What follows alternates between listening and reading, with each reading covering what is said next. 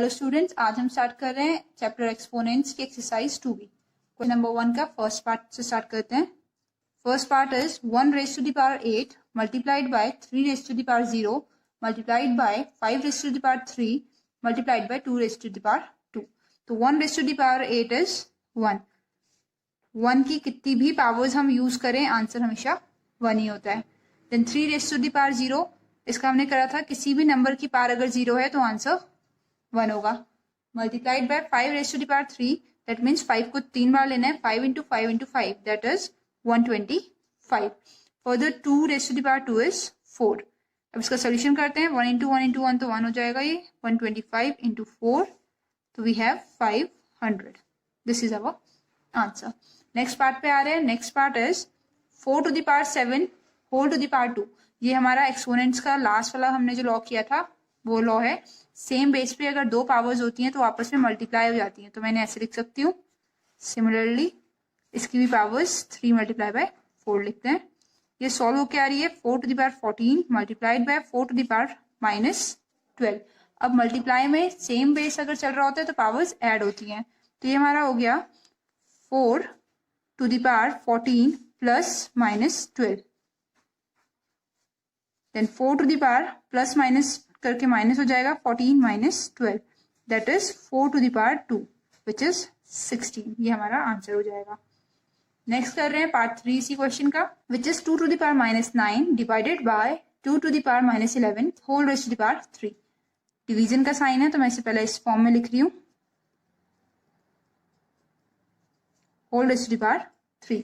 हमें पता है डिवाइड में पावर्स अगर बेस सेम होते हैं तो माइनस होती है, तो मैं इसे लिखती हूँ -9 -11। ऊपर पावर हमारे पास 3 वर्क कर रही है। तो ये क्वेश्चन हमारे पास सॉल्व होके आ रहा है -9 माइनस माइनस प्लस। इसे फर्दर सॉल्व करें तो -9 प्लस 11 इज +2। अब सेम बेस पे दो पावर होती हैं तो मल्टीप्लाई हो जाती हैं, तो ये 2 रेज टू द पावर 6 हमारा बन रहा है। 2 रेज टू द पावर 6 हमारा आ जाएगा 64। Fourth part is 2/3 raise to the power -4 multiplied by 27/8 raise to the power -2।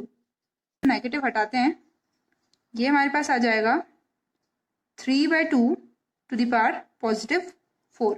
Similarly इसे लिख लेते हैं 8/27 टू द पावर +2। हमने पावर्स पॉजिटिव करी हैं इस स्टेप में बस।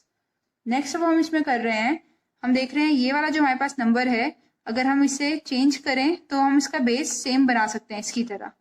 देखते हैं क्या कर सकते हैं। ये 3/2 टू द पावर 4 रहने देते हैं। 8 को 2 का क्यूब लिख सकते हैं और 27 को 3 का क्यूब, दैट मीन्स 2/3 का क्यूब हम यूज कर रहे हैं। और इसके पास 2 हमारे पास पावर ऑलरेडी है। अब ये हमारे पास हो गया सॉल्व करके 3/2 टू द पावर 4 और सेम बेस पे दो पावर्स मल्टीप्लाई हो जाती हैं। 2/3 to the power 3 into 2 that is 6। अब हमें अगेन बेस सेम बनाने पड़ेंगे ताकि क्वेश्चन इजीली सॉल्व कर लें। तो इसे हम अगर ना भी करते तो भी प्रॉब्लम नहीं थी। 2/3 एज इट इज रहने देते हैं, -4 पावर यूज कर लेते हैं और ये 2/3 to the power 6। Same base है, पावर्स ऐड हो जाएंगी तो -4 प्लस 6 विल बी 2। तो हमारा आंसर आ रहा है 2/3 to the power +2 which is 4/9। Next कर रहे हैं fifth question. Fifth question is 56/28 whole raise to the power 0। किसी भी नंबर की पावर अगर 0 होती है तो answer is 1। Divided by as it is use करते हैं अभी 2/5 to the power 3 multiplied by 16/25 को भी एज इट इज यूज करते हैं। नेक्स्ट स्टेप में क्या करते हैं, इजी करने के लिए हमारे पास दो मेथड है इसमें भी। पहला तो हम इसे मल्टीप्लाई में करके इसका रेसिप्रोकल कर देते हैं। अब हम क्या कर सकते हैं, इन्हें अगर हमें चेंज करना हो कन्वर्ट तो हम इन्हें कन्वर्ट करके लिख सकते हैं, या फिर इसे हम ओपन कर सकते हैं। तो हम ओपन करने वाला यूज करते हैं, वो ज्यादा इजी लग रहा है। तो इसे लिख सकते हैं 5 का क्यूब दैट इज 125 अपॉन 2 का क्यूब 8 मल्टीप्लाई बाय 16/25। अब इसे फर्दर कैंसिल करते हैं। 8 1 time, 8 2 time, 25 1 time, 25 5 times. So 5 into 2 is 10 which is our answer. Next कर रहे हैं part 6 which is 12 to the power -2 multiplied by 3 to the power 3। तो 12 to the power -2 को हम लिख सकते हैं 1/12 टू द पावर 2। इनवर्स होती है तो हम रेसिप्रोकल कर लेते हैं। Multiplied by 3 to the power 3 को हम लिख सकते हैं 3 इंटू 3 इंटू 3 दैट इज 27। इसे फर्दर लिखते हैं 144 लिखने की जगह मैं ब्रेक कर रही हूँ 12 इंटू 12 में सिर्फ इंटू 27। अब सॉल्व करते हैं 3 9 टाइम्स 3 4 टाइम्स 3 3 टाइम्स 3 4 टाइम्स। तो न्यूमरेटर में मेरे पास 3 बच रहा है और डिनोमिनेटर में 4 इंटू 4 16। यही हमारा आंसर है। Part 7th is -5 to the power 4 multiplied by -5 to the power 6 divided by -5 to the power 9। सब में कॉमन क्या है -5, तो कॉमन बेस है तो लॉज यूज करते हैं। सेम बेस में अगर मल्टीप्लाई में होता है तो पावर्स ऐड हो जाती हैं, तो ये 4 + 6 हो जाएगा divided by -5 to the power 9। इसे लिख सकते हैं -5 to the power 10 divided by -5 to the power 9। Divide में होता है बेस सेम होता है तो पावर्स आपस में माइनस होती हैं, तो 10 - 9 लिखते हैं। तो ये हमारे पास आ रहा है -5 रेज़ टू द पावर +1। तो आंसर हमारे पास -5 ही आएगा। next is -1/3 -1/3 and -1/3। तो बेस सेम है, इस बार वन स्टेप में ही करते हैं इसे। -1/3 बेस लिख लिया मैंने। डिवाइड में पावर्स माइनस होती हैं तो इन दोनों को अगर मैं सॉल्व कर रही हूँ तो पावर्स 4 - 8 लिखा जाएगा। बट अगर साथ में मल्टीप्लाई होता है तो पावर ऐड हो जाती है, तो ये वाली पावर में +5 आगे कर देती हूँ। इसे अगर सॉल्व करें -1/3 4 - 8 + 5, तो 4 + 5 9 9 - 8 इज 1। तो इसका आंसर सिंपल हमारे पास आ रहा है नेगेटिव में ही 1/3। ये हमारा आंसर है। next is 9 to the power 0 multiply 4 inverse divided by 2 to the power -4। 9 to the power 0 हमें पता है 1 होता है, मल्टीप्लाइड बाय 4 इनवर्स तो इसे 1/4 हम लिख सकते हैं 1/4। Then divided by 2 to the power -4 को एज इट इज हम यूज कर सकते हैं या फिर इसे भी इनवर्स में पॉजिटिव कर सकते हैं। 1 × 1/4 डिवाइडेड बाय से मल्टीप्लाई करते हैं, ये एज इट इज रेसिप्रोकल होके आ जाएगा। फर्दर अब हम कर रहे हैं सॉल्व करने के लिए 1 × 1/4 multiplied by 2 to the power 4 is 2 × 2 4 4 × 4 16। Cancel करते हैं 4 1 टाइम्स 4 4 टाइम्स, तो फाइनल आंसर हमारा आ रहा है इससे 4। Next is part 10।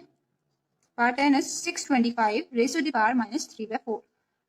डिनोमिनेटर अगर पावर्स में हमारे पास होते हैं तो हमें देखना होता है कि जो डिनोमिनेटर है क्वेश्चन जो है हमारा वो किस नंबर के साथ उस पावर में आ पाएगा। दैट मीन्स किस नंबर की पावर 4 अगर हम करें तो 625 बने। इसके लिए सिंपल हम यूज कर सकते हैं प्राइम फैक्टराइजेशन मेथड। इससे हम निकाल के देखते हैं। सॉल्यूशन कर रहे हैं 5 1 times 2 times and 5 times 25 times and 5 5 times 5 1 times.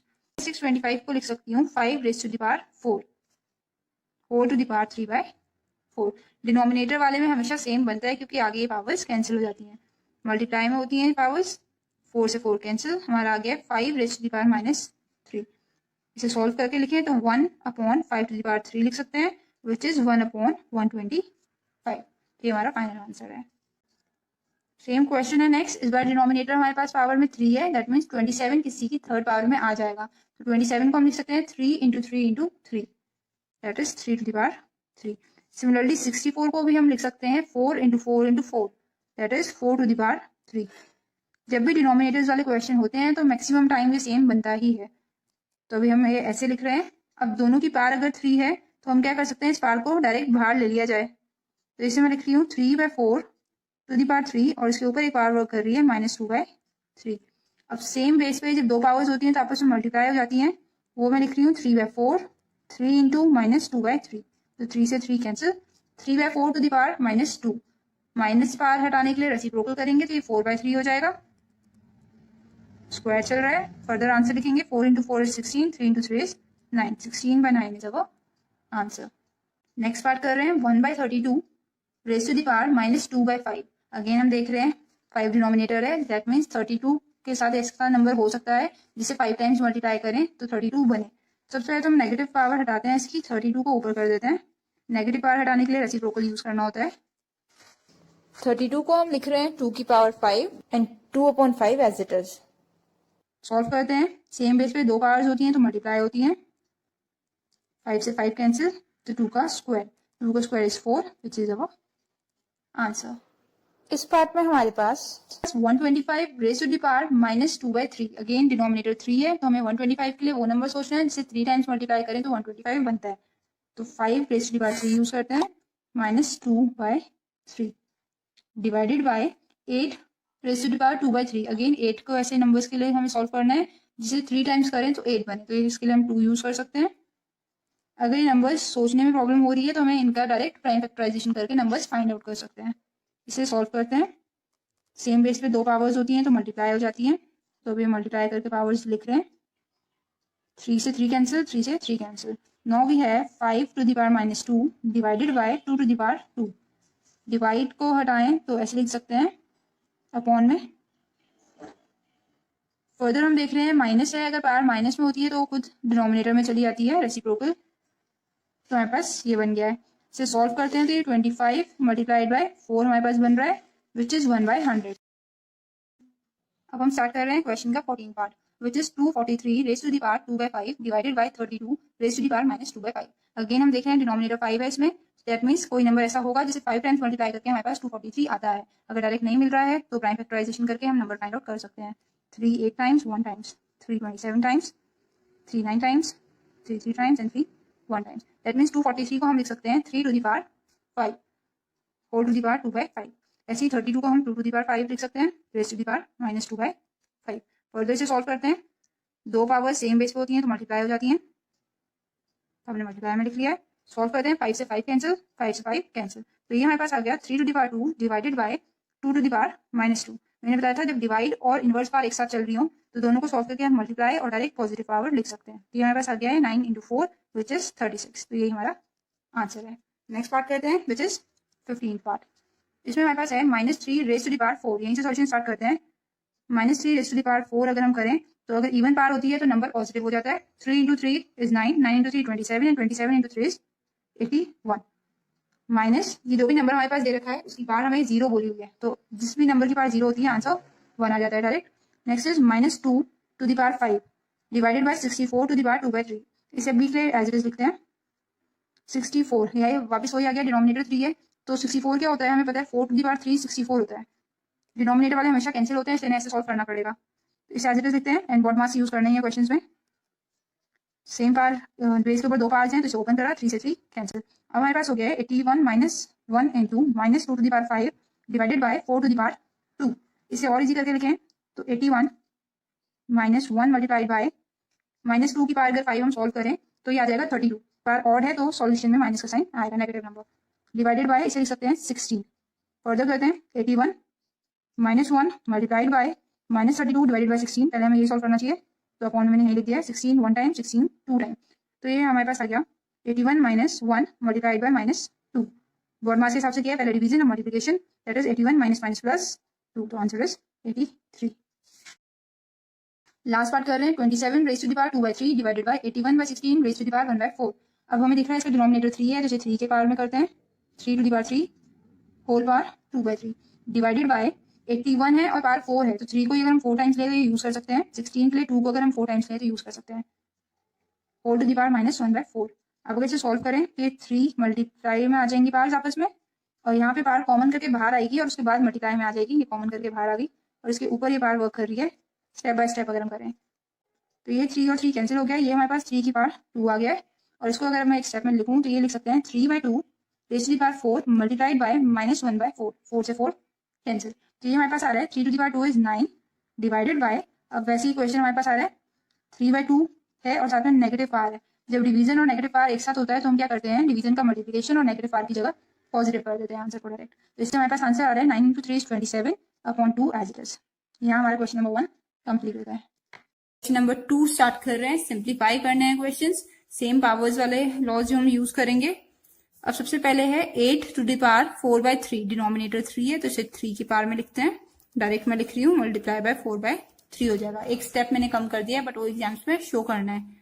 Next को मैं लिख सकती हूँ 25 की पावर 3/2 है तो 25 5 का स्क्वायर होता है, वो मैंने लिख दिया। ब्रैकेट करके ऊपर पावर होगी, ब्रैकेट बाद में नेक्स्ट स्टेप में हटेगा तो 3/2 ऐसे यूज कर सकते हैं। माइनस इसके लिए क्या कर सकते हैं, एक तो पावर को पॉजिटिव कर लेते हैं स्टेप में, नेक्स्ट स्टेप में फिर सॉल्यूशन करेंगे। ये हमने पावर कर ली पॉजिटिव।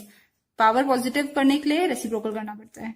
इसे सॉल्व करते हैं, 3 से 3 कैंसिल, ये 2 टू द पावर 4 प्लस ये भी 2 से 2 cancel, 5 to the power 3 and minus इसे 3 की पावर में करना पड़ेगा, कट करना है 3, तो इसे 3 की पावर 3 लिख लेते हैं, मल्टीप्लाइड बाय 2/3, 3 और 3 कैंसिल। तो 2 to the power 4 is 16, 5 to the power 3 is 125 minus 3 to the power 2 is 9। अब इसका आंसर हमें डायरेक्ट लिखना है, 16 माइनस 9 में डायरेक्ट यूज करती हूँ, that will be 7, 125 plus 7 will be 132, that is our answer. Next part कर रहे हैं सेकेंड क्वेश्चन का। 64 के ऊपर 2 पावर्स वर्क कर रही हैं, तो सिंपल सा है, 64 एज इट इज, दोनों पावर्स को आपस में मल्टीप्लाई, यहाँ डिवाइड रहने देते हैं।